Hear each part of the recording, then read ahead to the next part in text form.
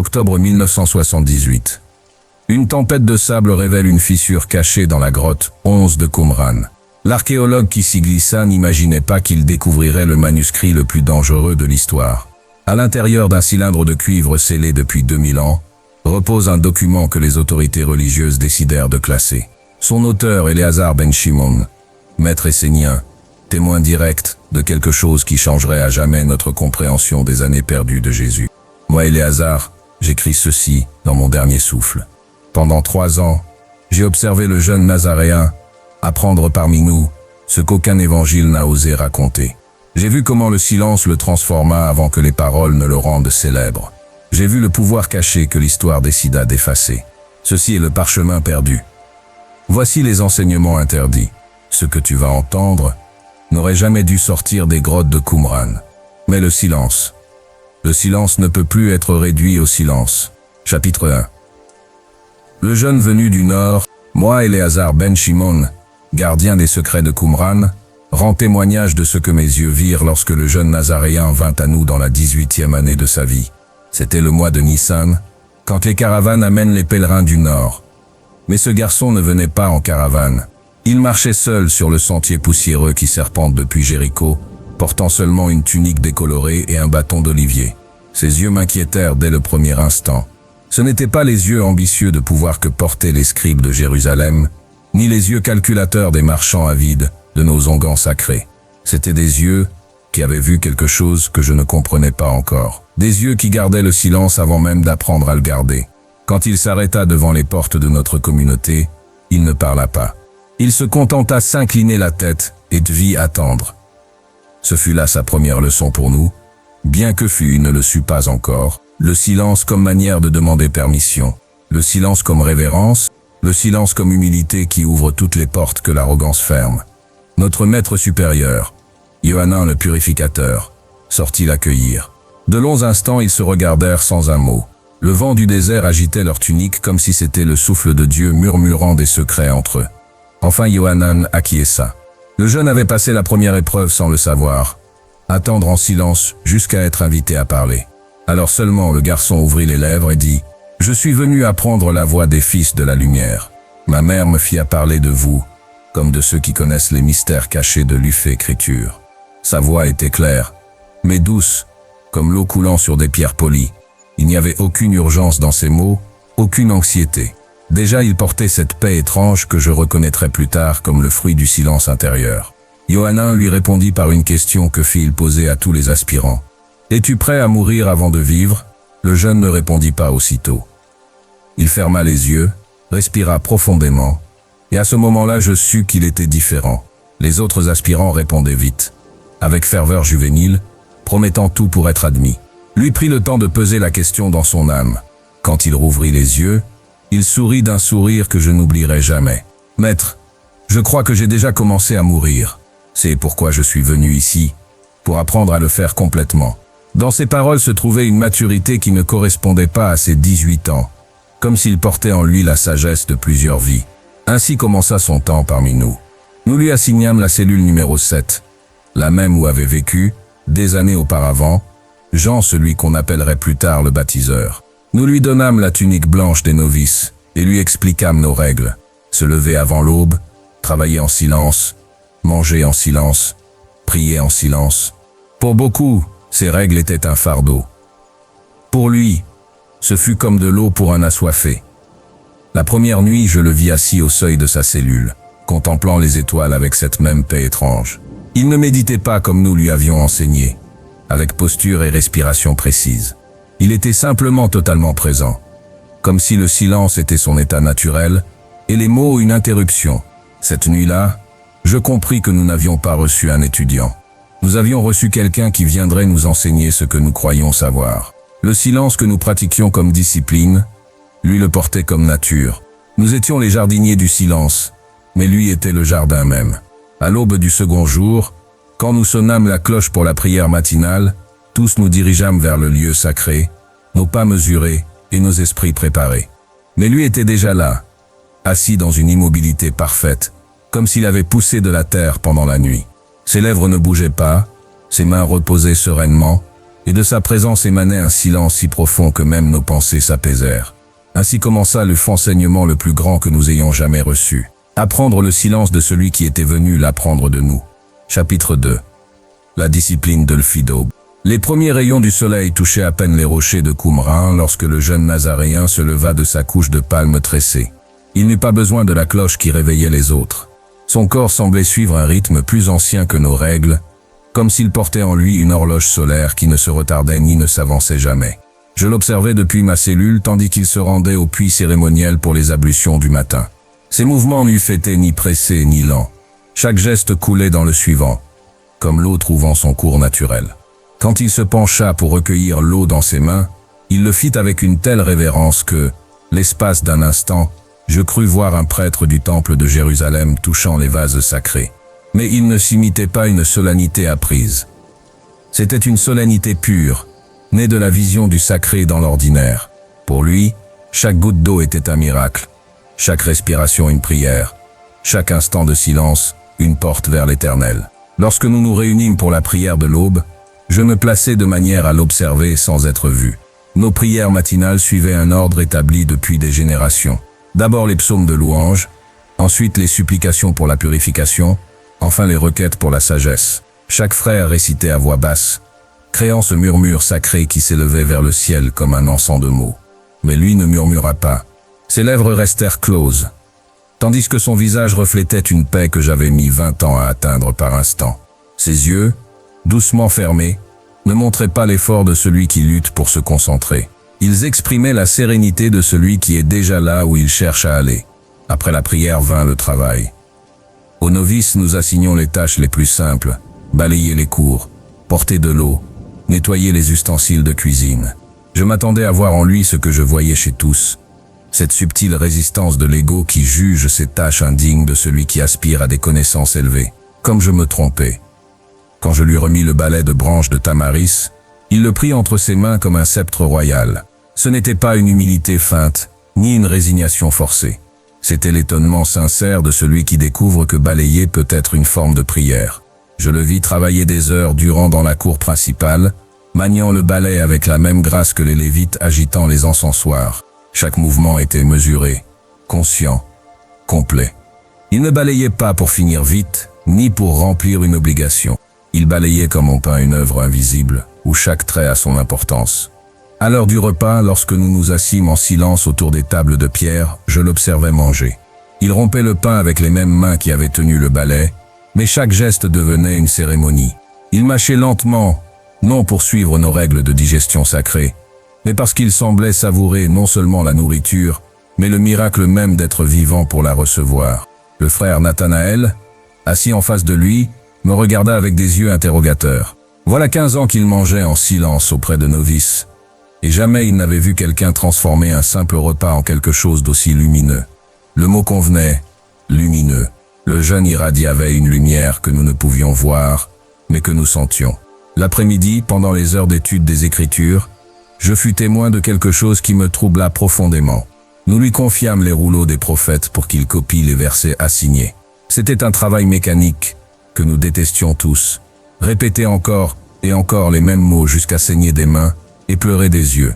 Mais quand il prit le calame entre ses doigts et le plongea dans l'encre noire, quelque chose d'extraordinaire se produisit. Il n'écrivait pas les mots comme nous, lettre après lettre, verset après verset. Il semblait converser avec eux. Chaque trait de son écriture était une réponse à quelque chose qu'il entendait seul dans le texte ancien. Je le vis s'y arrêter au milieu de ces un verset d'Isaïe. Dans le désert, préparer le chemin du Seigneur. Ses yeux se remplirent de larmes, qui n'étaient pas de douleur, mais de reconnaissance. Comme si ces mots, écrits des siècles plus tôt, avaient attendu ce moment, ces mains, ce cœur, pour prendre vie véritablement. Au déclin du jour, quand nous sonnâmes la cloche du silence total, cette heure sacrée avant le sommeil où nous ne pouvions même pas murmurer, je regagnai ma cellule, troublé par ce que j'avais vu. Qui était ce jeune capable de transformer nos disciplines les plus rudes en danse de joie? Comment pouvait-il trouver tant de paix dans des routines qui nous coûtaient des années d'efforts? Cette nuit-là, depuis ma fenêtre, je le vis encore une fois assis sous les étoiles. Mais cette fois, il ne s'était pas seul. Les chats sauvages du désert, ces animaux qui fuient tout contact humain, s'était approché de lui. Il dormait en cercle autour de sa silhouette, comme si son silence était plus chaud que n'importe quel feu. En ce moment, je compris quelque chose qui glaça mon sang et emplit mon cœur d'espérance à la fois. Nous n'étions pas en train de former un Essénien. Nous étions témoins de la naissance de quelque chose de totalement nouveau. Chapitre 3. Le jeûne des paroles. Au 7e jour de son arrivée, le maître Yohanan me fit appeler dans sa cellule, alors que les ombres du soir s'allongeaient sur les pierres de Qumran. Son visage portait l'expression que je connaissais bien, celle de quelqu'un qui a reçu une révélation qu'il ne comprend pas encore entièrement. Ce jeune doit affronter l'épreuve du silence absolu, me dit-il sans préambule, mais pas les 3 jours que nous imposons aux novices. 7 jours entiers, sans un seul mot, sans un seul son sortant de ses lèvres. Je restais interdit. Jamais nous n'avions imposé une telle discipline à un nouveau venu dans notre communauté. 7 jours, maître. Même nos frères les plus expérimentés luttent avec 3 jours de silence total. Ne s'y est-ce pas trop sévère? Yohanan secoua lentement la tête avec ce sourire mystérieux qui apparaissait quand il voyait plus loin que ce que nous pouvions percevoir. Ce n'est pas sévérité, Éléazar, c'est nécessité. Ce jeune porte en lui quelque chose qui doit naître, mais cela ne peut naître que dans le silence le plus profond. Les mots qu'il garde encore de sa vie passée doivent mourir entièrement avant qu'il puisse trouver les paroles véritables. Ses yeux brillaient d'une lumière étrange. De plus, je sais la conviction que il nous enseignera ce que signifie vraiment le silence. Ce soir-là, après le repas rituel, nous conduisîmes le Nazaréen jusqu'à la caverne des jeûneurs, une cavité naturelle creusée dans la roche, à une demi-heure de marche de notre communauté principale. C'était un lieu sévère, dépouillé de tout confort, seulement une natte de roseaux, une cruche d'eau et un petit bol pour les quelques dates autorisées chaque jour. Nous lui expliquâmes l'épreuve. 7 jours sans prononcer un mot, sans geste remplaçant les mots, sans même un murmure. Le silence devait être total, intérieur et extérieur. Beaucoup de novices recevaient cette explication avec des yeux effrayés. Le silence absolu était comme une petite mort, une expérience qui brisait certains et forgeait d'autres. Mais ses yeux à lui ne montrèrent aucune peur. Il y avait en eux quelque chose qui m'inquiéta, une attente, comme s'il avait attendu cette occasion toute sa vie. Il acquissa sereinement, s'inclina devant nous en signe de respect, et sans plus tarder, entra dans la caverne. Durant les 3 premiers jours, je me chargeai moi-même de lui apporter l'eau fraîche et les maigres aliments autorisés. Je le trouvais toujours dans la même position, assis, les jambes croisées, le dos droit mais non rigide, les mains reposant doucement sur les genoux. Ses yeux restaient fermés, mais non pas avec l'effort de celui qui lutte contre les distractions, avec la simplicité de celui qui a trouvé une demeure intérieure. Au 4e jour, quelque chose d'extraordinaire commença à se produire. La caverne, qui d'ordinaire résonnait des bruits habituels d'un retraitant, soupirs, mouvements agités, petits sons involontaires, devint totalement silencieuse. Ce n'était pas seulement qu'il ne faisait pas de bruit, c'était comme si le silence lui-même avait pris vie et habitait ce lieu. Les animaux du désert commencèrent à s'approcher. D'abord les lézards qui couraient sans crainte près de sa silhouette immobile. Puis vinrent les oiseaux, comme ayant oublié leur instinctive peur de l'homme. Au 5e jour, je vis quelque chose que je n'oublierai jamais. Une vipère du désert, de celle qui fuit au moindre mouvement, s'était enroulée paisiblement contre son pied droit, comme si elle avait trouvé là l'endroit le plus sûr du monde. Mais le plus troublant était ce qui m'arrivait chaque fois que je m'approchais de la caverne. En montant le sentier rocailleux avec l'eau et les dattes, je sentais entrer dans une atmosphère différente. L'air semblait plus dense, plus chargé d'une présence que je ne savais nommer. Mes pensées, d'ordinaire agitées par les soucis de la communauté, s'apaisaient sans effort. Au 6e jour, en arrivant avec la provision du matin, je m'arrêtai au seuil de la caverne, bouleversé par ce que je voyais. Le jeune était dans la même position, mais quelque chose avait changé en lui. Son visage, toujours serein, rayonnait maintenant d'une paix si profonde qu'il en était douloureux de le regarder. C'était comme contempler le soleil directement, beau et aveuglant à la fois. Mais le plus marquant fut de constater que moi-même j'avais cessé de faire du bruit. Sans m'en rendre compte, je marchais plus doucement, je respirais plus calmement, je bougeais les objets avec plus de soin. Son silence me contaminait, me transformait, m'enseignait sans parole la véritable quiétude. Le 7e jour arriva avec une tempête de sable qui balaya tout le désert. Les vents hurlaient comme des démons furieux, et le sable s'infiltrait par chaque fente. C'était le genre de tempête qui rendait fous les ermites, qui brisait la concentration des méditants les plus aguerris. Quand je parvins enfin à la caverne, je m'attendais à trouver le jeune perturbé, peut-être brisé par l'épreuve. Mais ce que je vis me coupa le souffle. Il était exactement dans la même position, totalement immobile, et son visage portait un sourire presque imperceptible. C'était le sourire de celui qui a trouvé un trésor qu'aucune tempête au monde ne peut lui ravir. Le sable avait pénétré dans la caverne et l'avait en partie recouvert. Mais il n'avait pas bougé d'1 millimètre. Il semblait avoir pris racine dans la roche, comme s'il avait trouvé un centre si profond que même les forces de la nature ne pouvaient l'ébranler. Quand le soleil du 7e jour commença à décliner, le moment vint de terminer l'épreuve. Je m'approchai avec révérence, craignant presque d'interrompre quelque chose de sacré. Je touchai doucement son épaule et murmurai « C'est terminé frère, tu peux parler ». Il ouvrit les yeux lentement, comme quelqu'un qui se réveille d'un rêve magnifique qu'il ne veut pas quitter. Il me regarda avec des yeux brillants d'une lumière nouvelle, une lumière qui n'existait pas 7 jours plus tôt. Puis, défut une voix qui résonnait comme le fit écho des eaux profondes, il prononça les premiers mots sortis de ses lèvres en 1 semaine. « Maître Éléazar, je comprends maintenant pourquoi les paroles sont si puissantes. Seul celui qui a appris à vivre sans elles peut les utiliser pour donner vie. » Chapitre 4. Le miroir du désert. Quand le jeune Nazaréen sortit de la caverne après 7 jours de silence, nous nous attendions tous à voir les signes habituels du jeune de parole. Des yeux creusés, des gestes hésitants, cette fragilité qui accompagne toujours ceux qui ont touché aux limites de l'âme humaine. Au contraire, il marchait avec une grâce nouvelle, comme s'il avait trouvé en lui une source de force que nous ignorions. Mais ce fut dans les jours suivants que nous commençâmes à comprendre ce qui s'était réellement produit dans cette caverne. Sa manière de se rapporter au monde avait changé de façon subtile mais profonde. C'était comme s'il avait appris à voir son propre reflet dans chaque chose qui l'entourait. La première preuve vint lors des ablutions matinales. Je l'observais s'approcher du puits cérémoniel comme il le faisait toujours. Mais cette fois, lorsqu'il se pencha sur l'eau, il resta immobile de longues minutes, contemplant son reflet. Ce ne fêtait ni vanité ni narcissisme. Ses yeux montraient l'émerveillement de quelqu'un qui se reconnaît pour la première fois, comme si le visage qu'il voyait dans l'eau était celui d'un étranger familier qu'il venait de rencontrer. « Qui suis-je » l'entendis-je murmurer si doucement que je crus avoir imaginé ces mots. Puis je le vis toucher doucement la surface de l'eau du bout des doigts, brisant son image en 1000 éclats brillants, avant d'attendre patiemment qu'elle se reforme.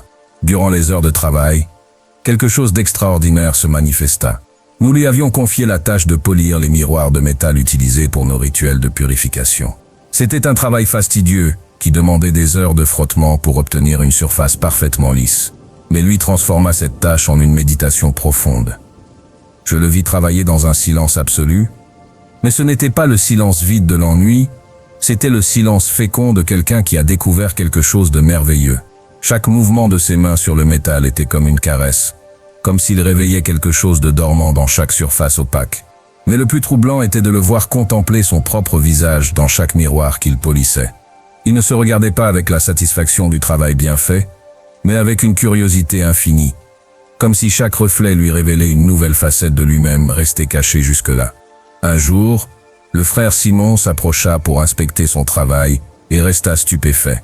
Les miroirs polis par le Nazaréen ne brillaient pas seulement plus que jamais, ils semblaient avoir une profondeur inexplicable. Quand on s'y regardait, on ne voyait pas seulement son visage physique, mais quelque chose de plus, quelque chose qui touchait des régions de l'âme habituellement dans l'ombre. « Comment fais-tu pour que les miroirs reflètent ainsi » demanda Simon, sincèrement curieux. Le jeune leva les yeux du métal qu'il polissait et sourit de ce sourire déjà caractéristique, plein de paix et de mystère. « Frère Simon, répondit-il d'une voix douce, les miroirs ne reflètent pas ce que nous sommes, mais ce que nous acceptons de voir de nous-mêmes. Quand on se regarde sans peur, sans jugement, sans désir de voir autre chose que ce qui est, alors le miroir peut montrer la vérité entière. » Ces mots résonnèrent en moi des jours durant. Qu'avait-il vu dans son propre reflet pendant ces 7 jours de silence? Quelle vérité avait-il affrontée dans la solitude de la caverne, qui lui permettait maintenant de polir non seulement des miroirs, mais des âmes? La réponse arriva un soir, quand je le trouvais assis près de la source qui alimentait nos bains rituels. Le soleil couchant transformait la surface de l'eau en miroir doré, et lui contemplait son reflet avec la même fascination que devant les miroirs de métal. Éléazar, me dit-il sans quitter le faux des yeux, durant ces 7 jours de silence, j'eusse découvert quelque chose de si à la fois terrible et merveilleux. Sa voix avait un ton nouveau, comme si elle venait d'une profondeur encore inexplorée. J'eusse découvert que nous portons en nous non pas un, mais 1000 reflets différents, celui que nous montrons au monde, celui que nous croyons être, celui que nous craignons d'être, celui que nous désirons être. Tous coexistent dans un même cœur. Il s'interrompit, comme si les mots étaient insuffisants pour contenir ce qu'il avait vécu. Puis il poursuivit, mais il existe un reflet plus profond, qu'on ne peut voir que dans le silence absolu. C'est le reflet de ce que nous sommes vraiment, sans masque, sans prétention, sans peur. Et ce reflet-là, ce reflet est une beauté au-delà de toute imagination. Ses yeux se remplirent de larmes, non de douleur, mais d'une joie si intense qu'il était douloureux d'y assister. Le désert est le miroir le plus honnête qui soit. Éléazar. Il ne ment pas, ne flatte pas, ne cache rien. Il te montre exactement ce que tu es. Et si tu as le courage de ne pas détourner le regard, tu peux apprendre à t'y aimer de le fi amour même dont tu as été créé. En cet instant, je compris que nous étions témoins de plus qu'une transformation personnelle. Nous assistions à la naissance de quelqu'un capable de devenir miroir pour les autres, capable d'aider les âmes perdues à trouver leur propre reflet véritable dans le silence. Chapitre 5. La parole née du silence. Ce fut au mois d'Éloul que je fus témoin du miracle qui changea à jamais ma compréhension du pouvoir caché dans les paroles. Le jeune Nazaréen vivait déjà parmi nous depuis 2 mois, et bien qu'il se fût montré exceptionnel dans toutes les disciplines du silence, nous n'avions pas encore entendu de ses lèvres un enseignement adressé aux autres. Ce matin-là, arriva dans notre communauté un marchand de Damas, un homme endurci par les routes, qui apportait des nouvelles du monde extérieur. Mais quelque chose dans son visage nous alarma dès qu'il franchit nos portes. Ses yeux avaient ce regard vide de celui qui a perdu tout espoir. Une expression que nous avions déjà vue chez ceux dont l'âme a été blessée au-delà de toute guérison humaine. Le marchand s'appelait Yahir. Au cours du repas du soir, il nous raconta son histoire à travers des sanglots contenus. Sa fille unique, une enfant de 12 ans, lumière de sa vie, était tombée malade d'un mal étrange, qu'aucun médecin ne pouvait expliquer ni guérir. Elle ne mangeait plus, ne parlait plus, respirait à peine. Les meilleurs guérisseurs de Damas avaient déclaré que seul un miracle pouvait la sauver. « Je suis venu jusqu'ici », dit-il d'une voix brisée, « parce que j'ai entendu parler de la sagesse des fils de la lumière. Ce qu'il existe une prière, un rituel, une connaissance cachée, qui puisse rendre ma fille, je donnerai tout ce que je possède pour la connaître. » Notre maître Yohanan répondit avec la compassion habituelle. Nous lui offrîmes l'hospitalité, de la nourriture et les prières de toute notre communauté. Mais je voyais dans les yeux du marchand que ces paroles de réconfort, aussi sincères soient-elles, ne touchaient pas la blessure profonde de son âme. C'était une douleur trop grande pour être soulagée par des formules traditionnelles. C'est alors que le Nazaréen fit quelque chose que je n'oublierai jamais. Il se leva en silence, marcha jusqu'à Yahir, et sans dire un mot, s'agenouilla devant lui. Durant de longues minutes, il le regarda simplement dans les yeux. Ce n'était pas un regard de pitié ni de jugement. C'était le regard de celui qui voit directement dans l'âme d'un autre être humain. Les larmes commencèrent à couler des yeux du marchand. Ce n'étaient pas les larmes amères de douleur qu'il avait versées en nous racontant son histoire, mais des larmes différentes, comme si quelque chose en lui se purifiait. Le silence dans la salle devint si profond que nous pouvions entendre battre nos propres cœurs. Après ce qui sembla des heures, mais ne fut que quelques minutes, le jeune Nazaréen parla.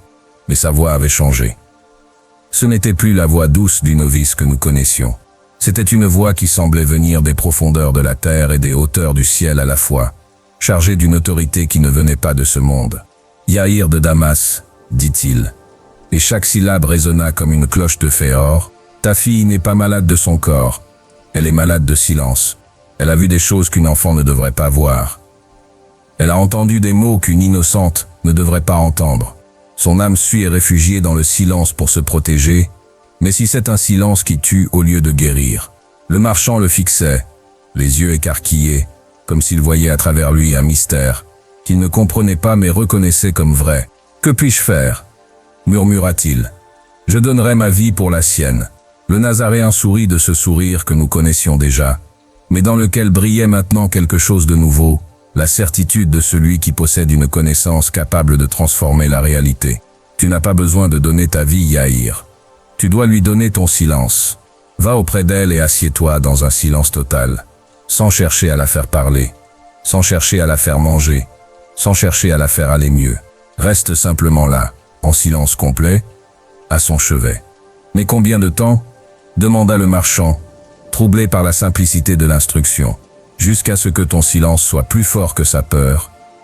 Jusqu'à ce que ta présence silencieuse lui dise sans mots que elle est en sécurité, que elle est aimée, que elle peut revenir au monde sans danger. La voix du jeune prit une tendresse infinie. Le silence qui guérit n'est pas absence de parole, Yahir. C'est être présence de l'fi-amour le plus pur. Et seul le fi-amour peut rappeler une âme qui s'y fait perdue dans la peur. Le marchand resta immobile de longues minutes, absorbant ces paroles qui résonnaient dans son cœur comme la vérité même. Enfin il acquiesça, se leva et se prépara sans tarder à repartir pour Damas. Avant de franchir la porte, il se tourna vers le Nazaréen et demanda « Comment puis-je te remercier pour cette sagesse ?» « Quand ta fille parlera de nouveau, répondit le jeune, enseigne-lui que les paroles les plus puissantes sont celles qui naissent après le silence le plus profond. Et rappelle-toi toujours que le véritable amour doit parfois se taire pour pouvoir être entendu. » Yahir partit cette nuit même. 3 semaines plus tard, un message arriva de Damas. Sa fille avait recommencé à parler, et ses premiers mots furent « Père, je ai senti ton cœur chanter en silence. Ce soir-là, je compris que nous avions assisté à la naissance de quelque chose qui changerait le monde. La parole issue du silence profond, chargée du pouvoir de guérir ce qui semblait incurable. Chapitre 6. Le silence et la guérison. Après le miracle de la fille du marchand Yahir, quelque chose changea dans la manière dont les frères de Qumran regardaient le jeune Nazaréen. Il n'était plus simplement un novice exceptionnel dans les disciplines du silence. Il était devenu quelqu'un qui possédait un savoir qu'aucun de nous n'avait atteint en des décennies de pratique spirituelle. Mais lui ne laissa pas cette nouvelle révérence altérer sa routine quotidienne. Il continuait à se lever avant l'aube, à accomplir ses ablutions avec la même dévotion silencieuse, à travailler aux tâches confiées sans chercher de privilèges. Cependant, il y avait en lui quelque chose de nouveau, une sérénité si profonde qu'elle agissait comme un baume sur toute douleur qui s'approchait de lui. Le premier signe de ce pouvoir de guérison émerge, apparu à travers le frère Mathias, un vieil homme qui souffrait depuis 15 ans de terribles douleurs aux articulations. Chaque mouvement était une torture. Chaque matin était une lutte contre la souffrance logée dans ses os. Il avait essayé toutes nos herbes médicinales, toutes nos huiles consacrées, toutes nos prières de guérison, mais la douleur persistait, comme un hôte qui refusait de partir. Un matin, pendant les heures de travail communautaire, je vis Mathias tenter de porter une cruche d'eau, gémissant à chaque pas. Ses mains tremblaient, non seulement à cause du poids, mais à cause de la douleur qui lui traversait les bras comme du feu liquide. J'allais m'approcher pour l'aider, quand le Nazaréen apparut silencieusement à ses côtés. Il ne dit rien. Il prit simplement la cruche des mains de l'ancien avec une infinie douceur, et resta debout face à lui. Leurs yeux se rencontrèrent, et à cet instant je fus témoin de quelque chose qui défie toute description. C'était comme si le silence lui-même s'était matérialisé entre eux, créant un espace sacré où la douleur ne pouvait entrer. Le Nazaréen posa ses mains doucement sur les épaules de Mathias. Il n'y eut ni gestes théâtraux, ni paroles de pouvoir, ni rituels élaborés, seulement ses mains reposant avec une présence si intense que l'air autour semblait vibrer à une autre fréquence. De longues minutes passèrent ainsi, reliées par un silence qui était plus que fait d'absence de son, une présence pure, un amour concentré, une paix distillée sous sa forme la plus puissante. Les yeux du frère Mathias se remplirent de larmes, non de douleur cette fois, mais d'émerveillement devant ce qui se produisait en lui. Quand enfin le Nazaréen retira ses mains, Mathias bougea ses bras prudemment, puis avec plus d'assurance, puis avec une joie qui transforma son visage ridé en sourire d'enfant. La douleur qui l'avait tourmenté pendant 15 ans avait disparu. « Comment est-ce possible ?» murmura Mathias, en fléchissant les doigts, resté raide des années durant. « Que fais-tu fait ?» Le Nazaréen sourit avec la sérénité que nous lui connaissions déjà, mais ses yeux portaient une profondeur nouvelle, comme s'il avait puisé à des sources de sagesse jusque-là cachées. « Je ne sais rien fait, frère Mathias. C'est le silence qui a tout fait. » Quand deux âmes se rencontrent dans un silence absolu, sans attente, sans peur, sans hâte, un espace s'ouvre où l'amour peut circuler librement.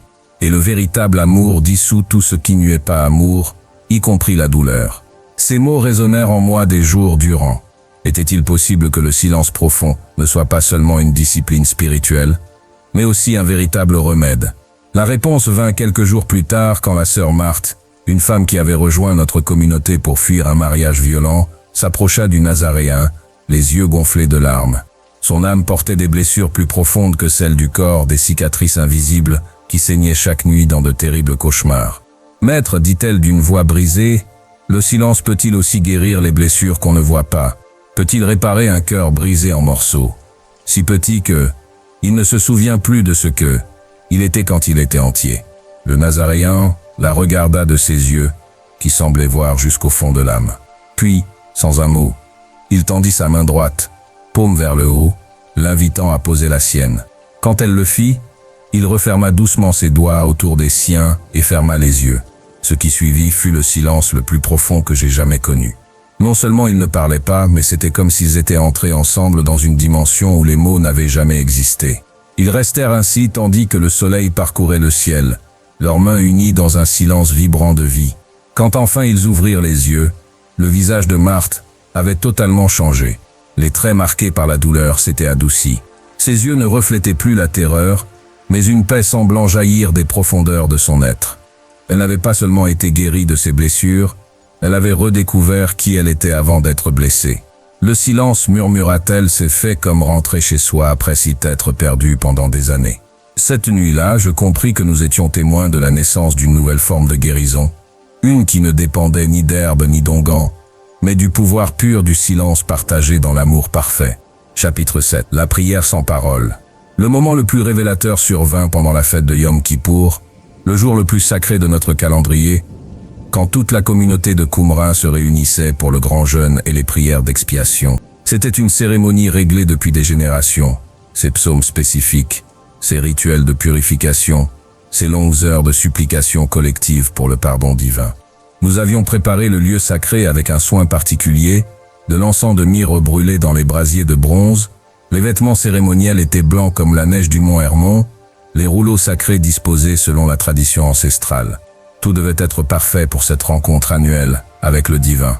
Le maître Yohanan ouvrit la cérémonie avec les invocations traditionnelles, sa voix résonnant entre les parois de pierre, avec la solennité requise par l'occasion. Un à un, chaque frère récitait les psaumes de David, les lamentations de Jérémie, les supplications rituelles que nos pères avaient répétées pendant des siècles. Quand vint le tour du Nazaréen, nous nous attendions tous à entendre sa voix se joindre au cœur des prières. Voilà 4 mois qu'il vivait parmi nous. Il avait montré qu'il connaissait les Écritures mieux que des frères ayant des décennies d'études. Sa prononciation de l'hébreu sacré était impeccable. Mais ce qui se produisit défia toutes nos attentes. Il se leva à la place qui lui revenait. Mais au lieu d'ouvrir les lèvres pour réciter, il ferma les yeux et resta dans un silence complet. Ce n'était pas le silence hésitant de celui qui a oublié les mots, ni celui, honteux, de celui qui ne connaît pas le texte. C'était le silence plein de celui qui a trouvé quelque chose de plus profond que toutes les paroles jamais écrites. Au début, certains frères échangèrent des regards de confusion. Avait-il oublié sa part de la cérémonie? Était-il plongé dans une sorte d'extase mystique qui l'avait rendu muet? Mais à mesure que les minutes passaient, quelque chose d'extraordinaire commença à se produire dans l'atmosphère. Le silence du Nazaréen n'était pas passif, il était actif, vivant, chargé d'une intensité que nous sentions tous. C'était comme si ses prières sans parole étaient plus audibles que nos psaumes chantés. Comme si sa communication silencieuse avec le divin était plus directe que nos supplications élaborées. Peu à peu, nos propres voix commencèrent à s'éteindre, non par décision consciente, mais parce que le silence du jeûne exerçait une attraction irrésistible sur nos âmes. Il devenait impossible de continuer à réciter des formules, quand on pouvait sentir si clairement la présence d'une prière authentique qui se déroulait en silence. Quand le dernier frère cessa de réciter, et que le lieu sacré fut plongé dans un silence total, un miracle se manifesta. C'était comme si l'air lui-même s'était épaissi de présence divine. Nous n'avions pas besoin de paroles pour savoir que nos prières avaient été entendues. Nous n'avions pas besoin de rituels pour sentir que nous étions déjà pardonnés. Le Nazaréen demeura ainsi pendant ce qui sembla une éternité, mais ne fut que quelques minutes. Son visage rayonnait d'une paix si profonde qu'il faisait mal de le regarder directement. C'était le visage de quelqu'un qui conversait intimement avec le sacré, non comme un sujet devant un roi lointain, mais comme un fils devant un père aimant. Quand enfin il ouvrit les yeux, il nous regarda tous avec un sourire qui contenait toute la tendresse du monde.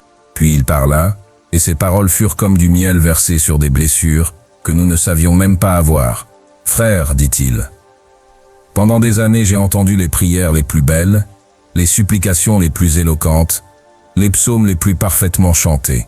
Mais ce soir je vous ai appris quelque chose que je veux partager avec vous. » Sa voix était douce, mais portait une autorité qui ne venait pas de ce monde.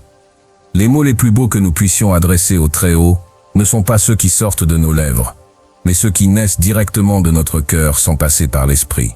Quand nous prions en silence, il n'y a pas de filtre, pas de traduction, pas de malentendu. C'est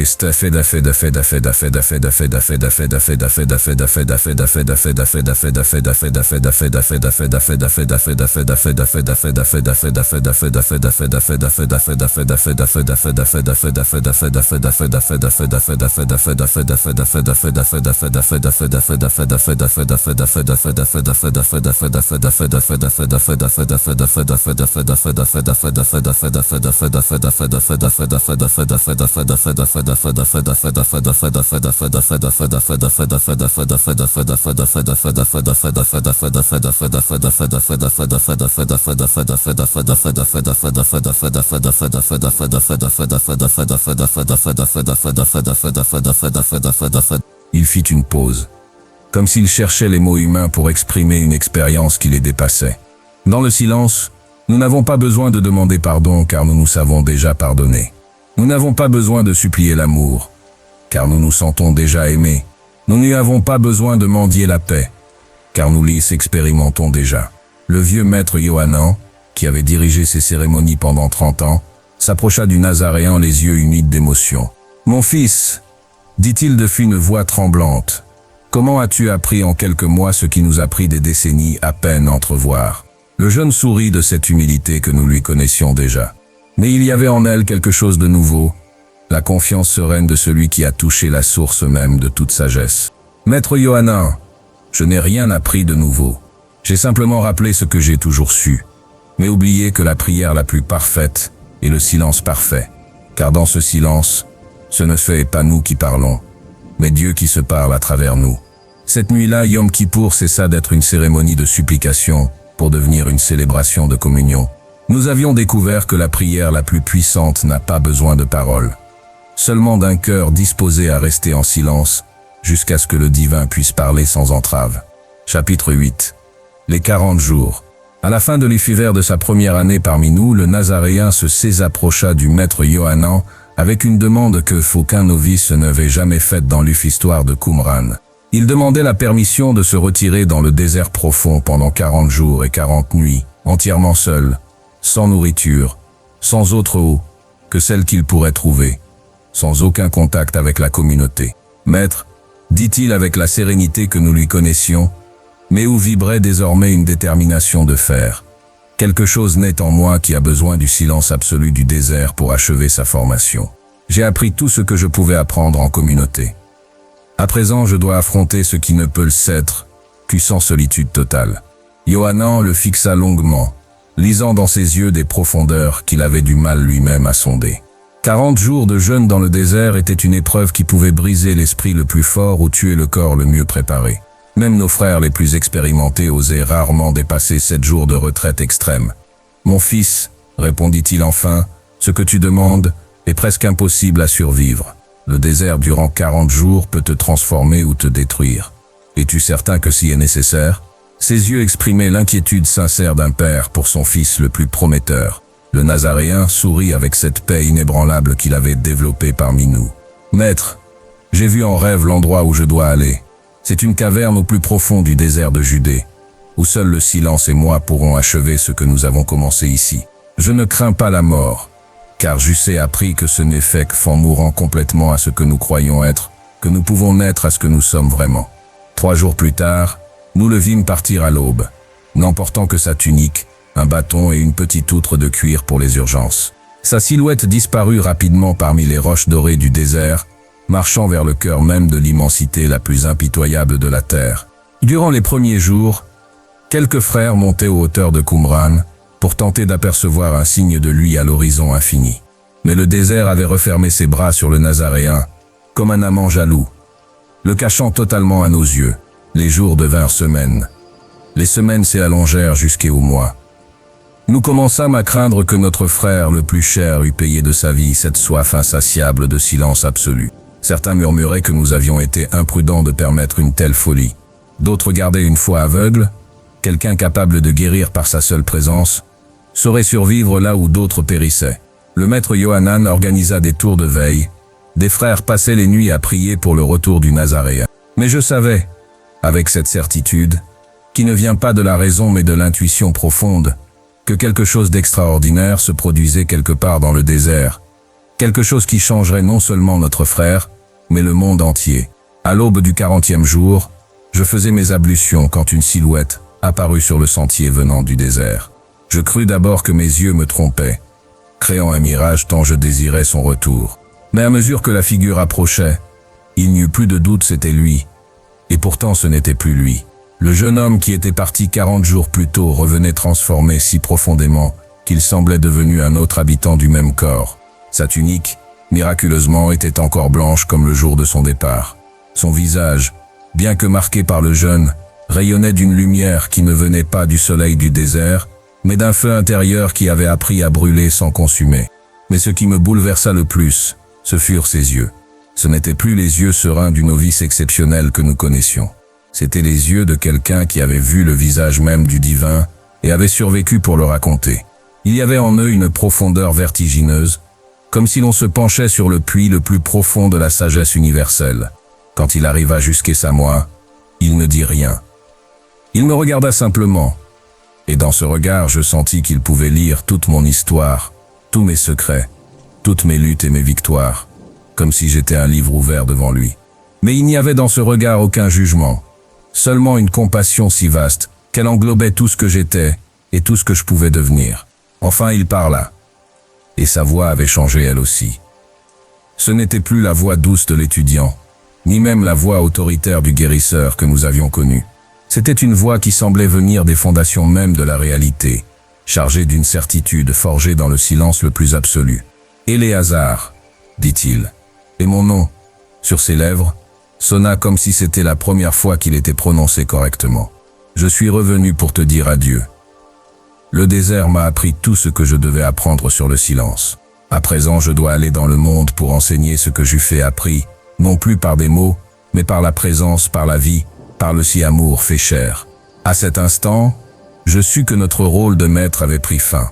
L'élève avait infiniment dépassé ses instructeurs et marchait désormais vers un destin qu'aucun de nous ne pouvait imaginer. Chapitre 9. Le silence face au pouvoir. Les derniers jours du Nazaréen parmi nous furent marqués par un événement qui révéla la véritable nature du pouvoir qu'il avait acquis durant sa retraite au désert. Un matin, une délégation arriva à Qumran, chose que nous n'avions jamais imaginée. Des soldats romains accompagnés des scribes du temple de Jérusalem, conduits par un officier qui se présenta comme Marcus Valerius Publius, centurion de la garnison de Jéricho. Leur présence parmi nous était hautement inhabituelle. Les Romains respectaient en général notre isolement volontaire, et les scribes du temple nous considéraient comme des hérétiques mineurs, indignes de leur attention. Mais quelque chose les avait amenés à nos portes, et à leur visage sévère, il s'agissait d'une affaire de la plus haute gravité. Le maître Yohanan les reçut avec la courtoisie froide que nous réservions aux autorités terrestres. Le centurion alla droit au but. « Nous avons reçu des rapports disant que parmi vous se trouve un jeune homme qui se fait appeler guérisseur, qui attire des foules par ses prétendus miracles et qui prêche des doctrines dangereuses pour la paix de l'Empire. Nous exigeons de lui s'interroger immédiatement. » Mon cœur se glaça. Bien que nous ayons gardé secret les événements extraordinaires auxquels nous avions assisté, il était inévitable que les rumeurs circulent. Le cas de Yahir, le marchand de Damas, avait été impossible à cacher. Sa fille, guérie, avait commencé à parler de son expérience, et la nouvelle s'était propagée comme un feu dans l'herbe sèche. Yohanan tenta de protéger le Nazaréen. « Seigneur centurion, il ne y a ici que des étudiants des Écritures et des anciens voués à la prière. Je ne sais de quel jeune homme vous parlez. » Mais le scribe qui accompagnait les Romains, un homme aux yeux calculateurs nommé Hanan ben Eti, sourit avec malice. « Ne perdons pas de temps en dénégation. Nous savons que Phil est ici. » Nous voulons seulement déterminer si fille représente une véritable menace ou si il me fiait que fille un charlatan de plus, comme tant qui pullule en Galilée. Ces paroles dégoulinaient de mépris. S'il coopère à notre interrogatoire, il sera traité avec la considération due à un citoyen de l'Empire. Ce il résiste. Il ne termina pas sa phrase, mais le message était clair. À ce moment-là, le Nazaréen apparut de lui-même dans la cour principale, marchant avec la sérénité qui avait marqué tous ses gestes depuis son retour du désert. Sa présence changea immédiatement l'atmosphère, comme s'il avait apporté avec lui une paix désarmant toute hostilité. « C'est moi que vous cherchez », dit-il d'une voix calme, s'adressant aux Romains comme aux scribes. « En quoi puis-je vous être utile ?» Le centurion l'étudia avec l'œil aguerri de celui qui a évalué des menaces toute sa vie. Il voyait devant lui un jeune homme d'apparence commune, vêtu de la simple tunique blanche des Esséniens, sans armes, sans garde, sans rien qui suggère un danger. Mais il y avait dans sa présence quelque chose qui troublait le soldat vétéran, une chose qu'il ne pouvait nommer mais qui éveillait tous ses instincts d'alerte. On t'accuse de te proclamer guérisseur divin, de rassembler des partisans, de prêcher contre l'ordre établi. Que réponds-tu à ces accusations? La voix du centurion était dure, entraînée à briser la résistance des interrogés. Le Nazaréen le regarda droit dans les yeux, et j'assistais alors à quelque chose d'extraordinaire. Au lieu de se défendre, de nier, de justifier ses actions, il garda simplement le silence. Mais ce n'était pas le silence de la peur ou de l'évitement. C'était le silence de celui qui possède une vérité si solide qu'elle n'a pas besoin d'être défendue par des mots. Les secondes s'étirèrent en minutes. Le centurion attendait une réponse, une dénégation, une supplique, toute réaction normale d'un accusé. Mais il se retrouva face à des yeux reflétant une sérénité telle que sa propre agressivité commença à sembler déplacée, presque vulgaire. « Tu n'as rien à dire pour ta défense ?» insista Marcus Valerius, mais sa voix avait déjà perdu une part de sa dureté initiale. Il y avait dans le silence du Nazaréen quelque chose qui le désarmait plus qu'un argument brillant ou qu'une négation véhémente. Le jeune continua de se taire, mais son visage exprimait une compassion sincère envers ses accusateurs, si bien qu'elle en devenait déconcertante. C'était comme s'il voyait en eux non des ennemis menaçant sa liberté, mais des frères perdus ayant besoin d'aide pour retrouver leur chemin. Le scribe Anan, se s'impatientant de ce qu'il considérait comme une tactique dilatoire, se s'avança agressivement. « Ton silence est un aveu de culpabilité. Réponds aux autorités légitimes du temple et de l'Elfite Empire. » Sa voix se brisa dans l'écho de sa propre fureur. Ce fut alors que le Nazaréen parla enfin, mais non pour se défendre. Avec une voix plus douce que le souffle du vent, mais parfaitement audible de tous, il dit « Le silence n'est pas absence de réponse. C'est la réponse la plus complète. Dans ce silence, vous pouvez entendre ce que vos propres cœurs vous disent de la vérité. » Ces paroles, prononcées sans une once de défi ni d'arrogance, eurent un effet dévastateur sur ses interrogateurs. Le centurion, habitué à voir les accusés le craindre ou le flatter, se trouva devant quelqu'un qui ne faisait ni l'un ni l'autre. Il le regardait simplement avec une compréhension si profonde qu'elle en devenait inconfortable. Le scribe, lui, sentit que ses questions agressives se désintégraient face à une présence qui ne répondait pas par les mêmes armes, qui refusait d'entrer dans le jeu du pouvoir et de la domination. C'était comme vouloir lutter contre l'eau. Impossible à saisir, impossible à blesser, impossible à vaincre, après un silence qui parut éternel. Le centurion fit quelque chose d'inattendu. Il s'y adressa au Nazaréen avec un respect que il ne s'y avait pas montré en arrivant. « Jeune homme, j'ai interrogé des centaines d'hommes en mes années de service. J'ai vu des lâches se supplier, des braves défier, des coupables mentir. Mais je ne avais jamais vu quelqu'un affronter le pouvoir avec un tel silence. » Il marqua une pause, comme s'il luttait avec des pensées qu'il n'avait jamais eues. « Je ne vois en toi aucune menace pour Rome. Ton arme, si tu en as une, est de celles que je ne peux ni confisquer ni neutraliser. Tu peux partir en paix. » Le scribe protesta violemment, mais le centurion avait pris sa décision. Tandis que la délégation s'éloignait, je vis Marcus Valerius se retourner une dernière fois vers le Nazaréen, avec une expression que je ne pus déchiffrer complètement, mais qui ressemblait dangereusement au respect. Ce soir-là, le Nazaréen vint me trouver dans ma cellule. « Éléazar, me dit-il, tu as vu aujourd'hui le pouvoir du silence face à l'autorité du monde. Souviens-toi, le vrai silence ne se défend pas, car il n'y a rien à défendre. Il est et dans son être réside toute sa force. Chapitre 10. Le silence partagé. Dans les derniers jours de son séjour parmi nous, le Nazaréen fit quelque chose qui révéla la profondeur de sa transformation et l'ampleur du don qu'il était sur le point d'offrir au monde. Il convoqua toute la communauté de Qumran pour ce qu'il appela la communion du silence parfait, une expérience qu'aucun de nous n'avait jamais vécue et qui changea à jamais notre compréhension de ce que signifiait être véritablement unis. C'était à l'heure du crépuscule que nous nous réunîmes dans l'amphithéâtre naturel formé par les rochers à l'ouest de notre communauté. Nous étions 37 frères en tout, depuis l'ancien Yohanan jusqu'au plus jeune des novices. Le Nazaréen ne se plaça pas au centre, comme l'aurait fait un maître traditionnel, mais s'assit dans le cercle, comme l'un de nous. « Mes frères » commença-t-il avec cette voix qu'il avait appris à moduler dans les profondeurs du désert. « Durant ces mois, j'ai appris de vous tout ce qu'un cœur humain peut enseigner sur le silence. Mais j'eusse découvert quelque chose de plus durant ma retraite, quelque chose qui ne peut être vécu que lorsque plusieurs âmes s'y unissent dans le silence parfait. » Ses yeux parcoururent le cercle, rencontrant chacun des nôtres, comme s'ils voyaient non seulement nos visages, mais aussi nos histoires entières, nos luttes, nos victoires spirituelles. Le silence individuel est puissant, il transforme celui qui le pratique. Mais le silence partagé peut transformer le monde.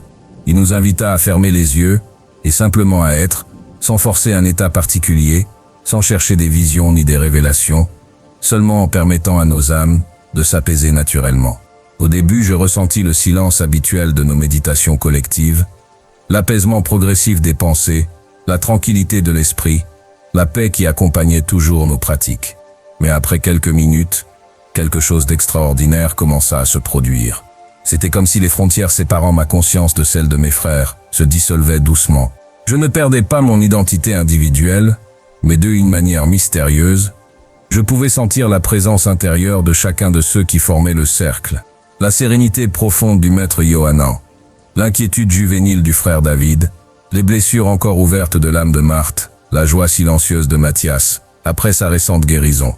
C'était comme si nous étions devenus les instruments d'un seul orchestre silencieux, chacun gardant sa note unique mais créant ensemble une symphonie de paix dépassant toute expérience individuelle. Le Nazaréen, sans ouvrir les yeux, commença à parler depuis cette dimension partagée où nous nous trouvions tous. Sa voix ne sortait pas seulement de sa gorge. Elle semblait jaillir du centre même de notre union collective. Voici ce qui peut advenir lorsque les êtres humains cessent de se défendre les uns contre les autres et se contentent d'être ensemble dans l'acceptation parfaite. Dans le monde extérieur, les hommes se battent pour avoir raison, pour être entendus, pour imposer leur vérité. Mais dans le silence partagé, il n'y a pas de vérité à imposer, car nous participons tous de la même vérité. Il n'y a pas de voix qui se dispute, car nous parlons tous le même langage du cœur. Nous restâmes ainsi tandis que les étoiles apparaissaient une à une dans le ciel du désert. Il n'y avait pas de hâte à mettre fin à cette expérience. Pas d'inconfort dans cette longue quiétude. C'était comme si nous avions retrouvé notre état naturel, la demeure spirituelle pour laquelle nous avions été créés. Quand enfin nous ouvrîmes les yeux, quelque chose avait changé entre nous. Les regards que nous échangions n'étaient plus ceux de frères d'une communauté religieuse, mais ceux d'âmes qui s'étaient reconnus dans leur essence la plus profonde. Nous avions vécu ce que signifiait être véritablement un, sans cesser d'être unique. Le frère Samuel, habituellement réticent à toute démonstration émotionnelle, avait des larmes coulant sur ses joues. « Jamais je ne saurais penser, murmura-t-il, que il fût possible de se sentir à la fois si complet et si lié aux autres. » Le Nazaréen sourit de ce sourire qui était devenu sa marque, mais où brillait maintenant quelque chose de nouveau, la satisfaction profonde de celui qui a transmis un don inestimable. Ce que nous avons vécu ce soir, mes frères, n'est qu'un avant-goût de ce que l'humanité pourra devenir lorsqu'elle apprendra à vivre depuis le silence intérieur. J'ai vu en vision des multitudes rassemblées, non pour écouter des sermons ni pour recevoir des enseignements, mais simplement pour être ensemble dans le silence parfait. Je l'ai vu des peuples entiers trouver la paix, non par des lois ou des gouvernements, mais par le silence partagé qui dissout toutes les différences artificielles. Ses yeux brillaient d'une lumière qui semblait venir d'un futur lointain, mais réel. Un jour, quand l'humanité sera prête, les temples ne seront plus des lieux où l'isson prononce des prières élaborées, mais des espaces où les âmes se réuniront pour se rappeler qui elles sont réellement, dans le silence le plus profond. Cette nuit-là, chacun de nous regagna sa cellule, avec la certitude d'avoir participé à quelque chose qui changerait le cours de l'histoire spirituelle humaine. Nous avions goûté non seulement à la communion avec le divin, mais aussi à la communion entre les êtres humains à leur plus haut niveau. Le lendemain, le Nazaréen annonça que le moment était venu pour lui de partir. Chapitre 11.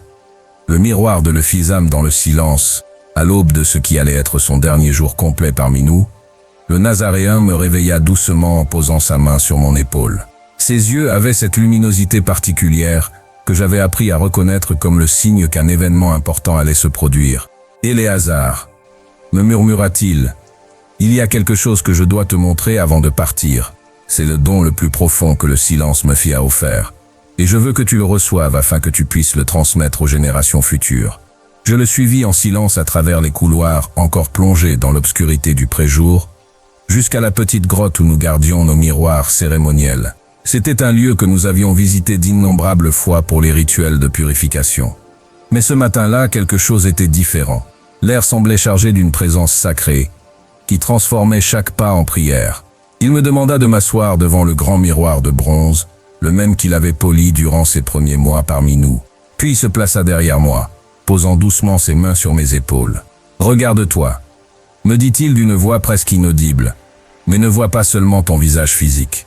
Regarde au-delà, plus profond. Laisse le silence te montrer qui tu es vraiment. Au début, je vis ce que j'avais toujours vu, mon visage marqué par des années de désert, mes yeux fatigués par des décennies d'études, mes cheveux gris témoins du temps consacré à la recherche de la sagesse. Mais peu à peu, à mesure que ma respiration s'apaisait et que mon esprit se calmait, quelque chose d'extraordinaire commença à se produire. C'était comme si le miroir devenait une fenêtre vers des dimensions de moi-même que je n'avais jamais soupçonnées. Je commençais à voir non seulement mon apparence présente, mais des échos de ce que je avais été à différentes étapes de ma vie. L'enfant curieux arrivé à Qumran en quête de réponses. Le jeune ardent qui avait lutté contre ses passions. L'adulte qui avait trouvé la paix dans les disciplines esséniennes. Mais plus profond encore que ces reflets temporels, j'aperçus quelque chose qui me coupa le souffle. C'était comme si je voyais mon âme nue, sans les masques que nous utilisons habituellement pour nous protéger du monde et de nous-mêmes. Je vis mes faiblesses les plus sombres, mais aussi mon courage le plus authentique. Je vis mes blessures non cicatrisées, mais aussi ma capacité infinie à aimer. « N'aie pas peur de ce que tu vois », murmura le Nazaréen, sentant mon trouble. Le silence est le seul lieu où nous pouvons affronter toute notre vérité sans être détruits par elle. Car dans le silence, nous trouvons aussi la compassion infinie, qui nous permet de nous aimer exactement tels que nous sommes. Ces paroles agirent comme un baume sur la commotion que me causait une telle vision de moi-même. Peu à peu, la résistance instinctive à cette révélation totale se dissipa, remplacée par une acceptation que je n'avais jamais connue. Pour la première fois de ma vie, je me voyais sans jugement, sans désir de changer quoi que ce soit, sans honte de mes imperfections. Voici ce qui arrive, poursuivit le Nazaréen. Lorsqu'une âme se rencontre elle-même dans le miroir du silence absolu, elle voit tout ce qu'elle est, tout ce qu'elle a été, tout ce qu'elle peut devenir. Et dans cette vision complète, elle ne trouve pas la condamnation, mais la libération. Nous restâmes ainsi tandis que le soleil levant commençait à filtrer ses premiers rayons à travers les ouvertures de la grotte. À chaque minute, ma capacité à me voir et à m'accepter grandissait, comme si le silence polissait non seulement le miroir extérieur, mais aussi le miroir intérieur de ma conscience. Enfin, le Nazaréen retira ses mains de mes épaules et se plaça à mes côtés. « Maintenant, regarde-moi » demanda-t-il, mais avec le même regard sans jugement que tu viens de poser sur toi-même. Quand je tournai vers lui ce regard purifié par le silence, je vis quelque chose qui me transforma à jamais. Je ne vis pas seulement le jeune Nazaréen arrivé 3 ans plus tôt, pour apprendre la voie des fils de la lumière. Je vis un être qui avait accompli cette intégration parfaite entre humanité et divinité, que nous cherchions tous sans jamais l'atteindre. Dans ses yeux, je pouvais lire le fil histoire complète de sa transformation. De l'enfant qui avait grandi en sachant qu'il était différent, l'adolescent qui avait lutté pour comprendre sa mission, le jeune qui était venu chez nous se préparer à quelque chose qu'il ne comprenait pas encore totalement. Mais je vis aussi ce qu'il était devenu, un être capable de refléter parfaitement la lumière divine sans la déformer par ses peurs, ses désirs ou ses limites humaines. Voilà le don final du silence, me dit-il d'une voix douce, mais chargée d'une certitude absolue. Il nous permet de nous voir nous-mêmes et de voir les autres avec les yeux de la compassion infinie. Quand nous regardons depuis le silence, nous ne voyons plus d'ennemis ni d'étrangers. Nous voyons seulement des aspects différents du même être universel. Il prit mes mains entre les siennes et continua. Quand je ne serai plus physiquement parmi vous, souviens-toi de ceci.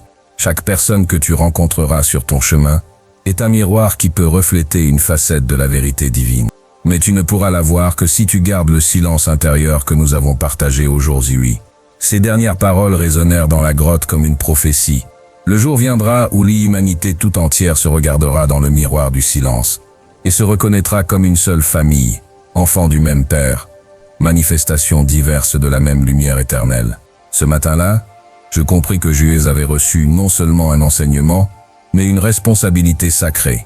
Préserver et transmettre cette connaissance du silence comme miroir de l'âme, pour que les générations futures puissent elles aussi y trouver la clé de la véritable compassion et de l'unité authentique de l'humanité. Chapitre 12. Le dernier soir du Nazaréen parmi nous arriva avec la solennité d'une prophétie qui s'accomplit. Le soleil se couchait derrière les collines de Qumran, peignant le désert de teintes rouges et or, quand il réunit toute la communauté pour nous annoncer son départ définitif. Nous nous assîmes en cercle, comme lors de la communion du silence parfait, mais cette fois l'atmosphère était différente. Il y avait dans l'air une gravité tendre, comme celle d'une famille qui sait que son enfant bien-aimé s'apprête à quitter la maison pour accomplir sa mission dans le vaste monde. Le Nazaréen parla avec une douceur qui enveloppait nos cœurs. Mes frères et sœurs, le temps est venu pour moi de quitter ce lieu de lumière où j'ai été façonné par votre amour et votre discipline. Tout ce que j'ai reçu ici ne m'appartient pas. Cela appartient au monde. Je dois maintenant aller porter ce silence qui guérit, cette présence qui transforme, au-delà de ces murs, vers ceux qui souffrent et cherchent sans savoir où trouver. Ces paroles éveillèrent des larmes dans les yeux de plusieurs frères. Même le maître Yohanan, toujours si ferme dans la retenue émotionnelle, ne put empêcher ses mains de trembler légèrement. Le Nazaréen continua. « Ne croyez pas que je vous quitte vraiment. Chaque fois que vous entrerez dans le silence parfait, vous me trouverez là, car c'est dans ce silence que nous sommes unis pour toujours. Je ne vous enseigne rien de nouveau. Je vous rappelle seulement ce que vos âmes savent depuis le commencement. » Il se leva et fit lentement le tour du cercle. Posant ses mains sur les épaules ou les têtes de chacun, nous regardant dans les yeux avec cette intensité qui dévoilait nos secrets, mais nous enveloppait d'une compassion infinie. Quand il arriva devant le maître Yohanan, le vieil homme éclata en sanglots silencieux. Le Nazaréen lui embrassa sur le front et dit « Maître, vous m'avez offert l'abri dont j'avais besoin pour grandir. Vous m'avez donné plus que des enseignements. Vous m'avez donné un foyer. Mais sachez ceci, l'élève ne fia pas dépasser le maître, car sans vous, je ne saurais jamais trouver la voie. » Yohanan répondit d'une voix brisée. « Mon fils, tu es la promesse que nous avons tous attendue. Va, et que la lumière que tu portes éclaire le monde. » Quand enfin il se tourna vers moi, mon cœur se serra d'une douleur que je ne pouvais dissimuler. « Éléazar, me dit-il, tu as été témoin de tout mon chemin parmi vous. Toi plus que quiconque doit garder vivant le souvenir de ce que nous avons découvert ensemble. Ne laisse pas le bruit du monde éteindre la flamme du silence que nous avons nourri ici. » Je voulus répondre, mais ma voix se brisa dans mes larmes.